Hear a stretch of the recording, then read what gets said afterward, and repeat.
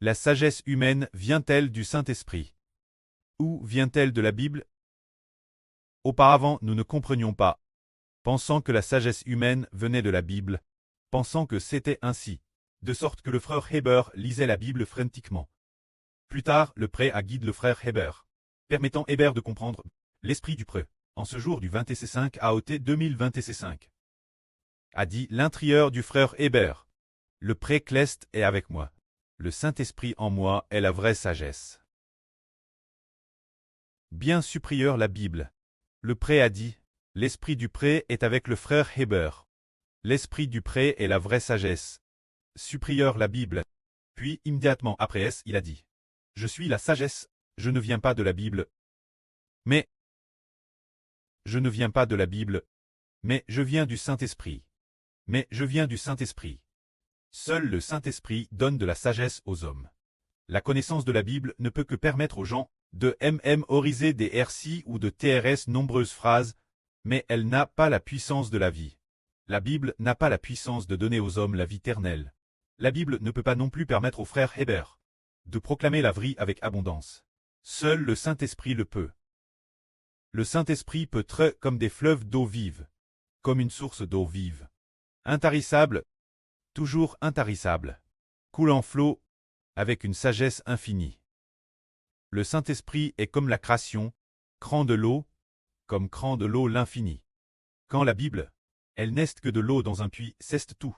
Alors, notre sagesse ne vient pas de la Bible, elle vient de l'Esprit de Dieu et de l'Esprit du Seigneur Christ. Si c'était la Bible qui rendait les hommes vraiment sages, les rabbins des pharisiens, parce qu'ils connaissaient bien la Bible, auraient eu de la sagesse fondamentale pour croire au Seigneur et obtenir la vie éternelle. Pourtant, ils connaissaient bien la Bible, mais n'avaient pas la sagesse du Saint-Esprit. Lire la Bible, si le Saint-Esprit n'ouvre pas l'esprit, on ne sait pas quel mystère la Bible raconte. Et on ne peut pas comprendre les choses qui doivent arriver l'avenir. Et encore moins comprendre que l'homme par la foi en Christ obtient une vie ingénieure, et encore moins comprendre.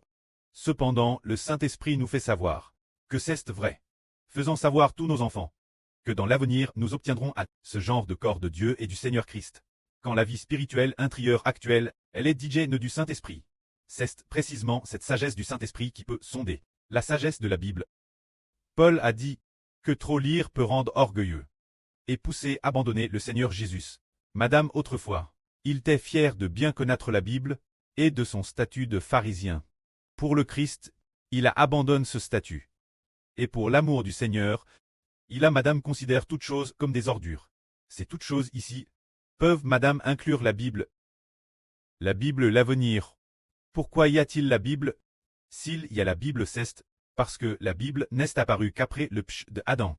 La Bible dit que l'humanité a chaque cause d'Adam, et cause du diable, la tragédie de l'humanité a toute cause. Et puis, elle raconte aussi que Dieu a appelé Abraham, et raconte comment Dieu appellera Héber l'avenir, et appellera les frères et sœurs, pour finalement devenir les enfants de Dieu, détruire ceux qui ont été tués. Finalement, on arrive au nouveau cieux et la nouvelle terre. Après ce trait arrive au nouveau cieux et la nouvelle terre. DS, l'or. La Bible deviendra un livre d'histoire. Appartenant au passé, nous par l'appel et l'élection de Dieu, un livre d'histoire sur l'obtention de la vie éternelle. Alors c'est le Saint-Esprit qui nous fait vivre éternellement. Mais la Bible ne le peut pas. Croyons-nous au Seigneur pour obtenir la Bible, ou bien pour recevoir le Saint-Esprit? C'est en recevant le Saint-Esprit que l'on obtient la vie éternelle. Recevoir la Bible ne permet d'accourir que des connaissances. On ne peut pas obtenir la vie éternelle. C'est le Saint-Esprit qui donne la vie éternelle. Que la gloire soit auprès et au Seigneur. Amen.